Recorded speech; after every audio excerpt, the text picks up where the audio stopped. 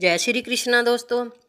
कहते हैं जब कोई साथ ना दे अपने भी धोखा देने लगें तो इस कहानी को गौर से सुन लेना, जीवन सुधर जाएगा। दोस्तों कहते हैं कि जाके रखे साइयाँ मार सके ना कोई, बाल न बांका कर सके चाहे जग बैरी होए। जिस पर भगवान की कृपा हो जाए उसका कोई कुछ बिगाड़ नहीं सकता, और अगर भगवान रुष्ट हो जाएं तो उसे कोई बचा नहीं सकता। जिसने अपने जीवन की डोर गोविंद के सौंप दी, भला उसका कोई क्या बिगाड़ सकता है। आज की कहानी इसी पर आधारित है। रमेश का जन्म एक संपन्न परिवार में हुआ था। उसके पिता नगर के प्रसिद्ध सेठ थे। परिवार में किसी भी तरह की कोई भी कमी नहीं थी। रमेश के दो बड़े भाई थे जो पिता के व्यवसाय में उसका हाथ बटाते थे, किंतु रमेश के लिए कुछ भी ठीक नहीं था। रमेश जन्म से ही नेत्रहीन था। इसी कारण उसका सारा जीवन घर में ही व्यतीत होता था, और उसकी माँ का निधन रमेश की छोटी उम्र में ही हो चुका था। रमेश को उसके पिता और भाई बहुत प्रेम करते थे और रमेश की सुख सुविधा का पूरा ध्यान रखते थे। जीवन व्यापक में प्रस्त होने के कारण वह घर में ज़्यादा दिन समय नहीं दे पाते थे।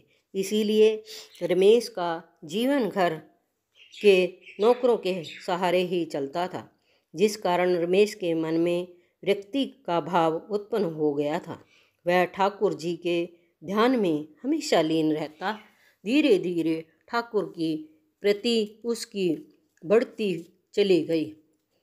अब उसका सारा समय ठाकुर जी के ध्यान में और भजन के कीर्तन में बीतने लगा था। उसके पिता और भाइयों को किसी भी प्रकार की आपत्ति नहीं थी। उन्होंने उसे इस कार्य से रोका नहीं, किंतु समय की गति को कौन रोक सकता है। समय आने पर दोनों बड़े भाइयों का विवाह हो गया। पहले तो सब कुछ ठीक चल रहा था, परंतु धीरे धीरे रमेश की भाभियों को रमेश अखरने लगा। रमेश भी अब युवा हो चला था। उसकी दोनों भाभियों को रमेश की सेवा करना बिल्कुल भी पसंद नहीं था। पहले तो वह इस बात को अपने मन ही में छुपाए घूमती रहती, पर धीरे धीरे इस बात को रमेश के प्रति ईर्ष्या का भाव ले लिया। रमेश अपनी भाभियों की इस बात से बिल्कुल अनजान था। रमेश उनको अपनी माँ के रूप में देखता था और सोचता था कि उनकी माँ की कमी अब पूरी हो गई है। इसी तरह से वह अपनी भाभियों के साथ व्यवहार करता था जैसे वह अपनी माँ के साथ करता था। धीरे धीरे ईर्ष्या ने विकराल रूप धारण कर रही थी। कुछ दिनों के बाद रमेश के पिता का भी देहांत हो गया। अब रमेश पूरी तरह से अपने भाई और भाभियों पर निर्भर हो चुका था, लेकिन भाइयों का प्रेम वैसे ही बना हुआ था जैसे पहले था। किंतु कहते हैं कि प्रिय चरित्र के आगे किसकी चलती है। अवसर देखकर रमेश की भाभियों ने अपने पतियों को रमेश के खिलाफ भड़काना शुरू कर दिया। जैसे जैसे समय बीत गया उसका षड्यंत्र बढ़ता चला गया। आखिर एक दिन ऐसा आ गया कि रमेश की भाभियों ने अपने पतियों को उसके खिलाफ भड़काना शुरू कर दिया। इन सब बातों से रमेश अनजान था और अपने ठाकुर जी की भक्ति में लीन रहता था। एक दिन रमेश की भाभियों ने अपने पतियों को समझाया कि क्यों इसके मोह में पड़े हो, इससे मुक्ति प्राप्त करो, अन्यथा तुम्हें अपनी संचिति इसके साथ बांटनी होगी। एक दिन रमेश की भाभियों ने रमेश से कहा कि हम तेरा बोझा और नहीं उठा सकते, इसीलिए हम तेरे रहने का, खाने पीने का प्रबंध कहीं और कर देते हैं और तुम वहीं रहा करो। तुमको समय पर खाना, कपड़ा और जो भी आपकी आवश्यक सामग्री है वह सब मिलती रहेगी। तुम्हें किसी भी प्रकार का दुख नहीं होगा। अपने भाइयों के मुख से ऐसी बात सुनकर रमेश अवाक रह गया। यह बात सुनकर उसकी आंखों से झरझर आंसू बहने लगे। और वह स्वयं ही कहने लगा, भाई, आपने मेरे लिए जो भी निर्णय लिया है वह निश्चित रूप से हमारे लिए अच्छा ही होगा। केवल इतना बता दो कि मेरा कौन सा अपराध है जिसके कारण मुझे घर से बाहर निकाला जा रहा है। बस यह अपराध मेरा है कि मैं नेत्रहीन हूँ, पर इसमें मेरा कोई दोष नहीं है। रमेश की वह छोड़ कर के चले गए। पर कहते हैं कि जिसका कोई नहीं होता उसका भगवान होता है। और फिर रमेश तो ठाकुर का दीवाना था, तो फिर वह कैसे अनाथ हो सकता था। दुखी मन से रमेश ठाकुर जी के ध्यान में खो गया। रमेश के रहने का प्रबंध जंगल के पास एक मंदिर में कर दिया। एक नौकर उसके नियुक्त कर दिया जो रमेश को देख रेख के लिए उसके खाने का प्रबंध करता। उसकी भाभियाँ करती थी और उसका समय था कि जब भी वह भोजन करने बैठता तो पहले वह अपने गोविंद का ध्यान करता, उनको भोजन अर्पण करता और फिर उनका धन्यवाद करके तो वह भोजन को ग्रहण करता। कुछ दिन यही क्रम चलता रहा। इसी बीच रमेश की भाभियों को संतान की उत्पत्ति हो गई। तब भाभियों को रमेश का खाना भी अखरने लगा। तब दोनों भाभियों ने एक भयानक षड्यंत्र रच दिया। उन्होंने रमेश को समाप्त करने की योजना बना ली और अगले ही दिन उन्होंने रात्रि के भोजन में विष मिला करके सेवक के हाथों रमेश को खाने के लिए भेज दिया। रमेश इस बात से पूरी तरह से अनजान था। रमेश ने प्रतिदिन की तरह ठाकुर को भोग लगाकर खुद भोजन को ग्रहण कर लिया, क्योंकि पहले गोविंद को भोग लगाने से वह भोजन प्रसाद के रूप में परिवर्तित हो गया। इधर दोनों भाभी प्रसन्न थी कि चलो आज पीछा छूट गया उस अंधे से। अगले दिन फिर अनजान बनकर सुबह का नाश्ता तैयार किया और सेवक के हाथ भेज दिया, इसी आशा में कि सेवक थोड़ी देर में लौट करके आएगा और उनको मन की प्रसन्न करने वाली सूचना देगा। रमेश को नाश्ता का दे करके जब सेवक लौटा तो रमेश को कुशल जान करके उनका बड़ा आश्चर्यचकित हुआ। वह दोनों पापी बुद्धि यह नहीं जान पाई कि जिसका रक्षक दया निधान हो उसका कोई क्या बिगाड़ सकता है। अगले दिन उन दोनों ने खीर बनाई और पहले से भी ज़्यादा जहर मिला दिया। वह स्वयं ही खीर लेकर के रमेश के पास गई और रमेश के साथ बड़े प्रेम पूर्वक व्यवहार किया और पूछा कि आज तुम्हारा चेहरा उदास क्यों लग रहा है? क्या रात्रि में तुमने भोजन नहीं किया था? अपनी भाभियों को देख करके रमेश बहुत खुश हुआ और वह बोला, नहीं भाभी, मैंने तो भोजन कर लिया था। भोजन बड़ा ही स्वादिष्ट लगा था। यह बात सुनकर के दोनों भाभियाँ भयभीत शंका में पड़ गई कि इसे भोजन खाने से कुछ भी नहीं हुआ।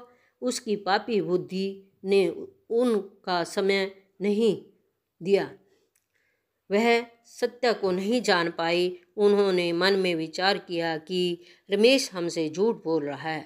तब उन्होंने प्रेम पूर्वक रमेश को खीर दे करके कहा कि आज हम तुम्हारे लिए अपने हाथों से खीर बना करके लेकर आई हैं और अपने सामने ही तुम्हें खीर खिला करके तभी वापस जाएंगी। उनके कपटी मन में को रमेश नहीं पहचान सका। उसकी आंखों से आंसू आ गए। उसने बड़े प्रेम से खीर ली और उसे खाने बैठ गया, किंतु खाने से पहले वह अपने गोविंद को नहीं भूला। उसने पहले प्रेम पूर्वक गोविंद को अपने हाथों से खीर अर्पण की। उसके पश्चात उसने खीर को भोग लगाया अपने आप को। फिर कैसा विष और कैसा षड्यंत्र, वह सुखपूर्वक खीर खाने लगा। इधर रमेश को खीर खाता देख उसकी भाभियों ने सोचा कि हो गया इसका काम तमाम, अब यहाँ रुकना उचित नहीं है। इसी तरह का विचार करके वह तुरंत ही वहाँ से निकल पड़ी। खीर खाने के बाद रमेश ने भाभियों को धन्यवाद दिया और कहा कि वह वहाँ होती तभी तो धन्यवाद सुनती, पर वह तो पहले ही जा चुकी थी। रमेश को बड़ी हैरानी हुई कि अनायास ही वह दोनों कहाँ चली गई। जब कोई उत्तर नहीं मिला तो उसने भगवान का पुनः ध्यान किया और हरि के भजन में खो गया। उधर दोनों भाभी प्रसन्न मन से अपने घर पहुंची। देखा घर में कोहराम मचा था।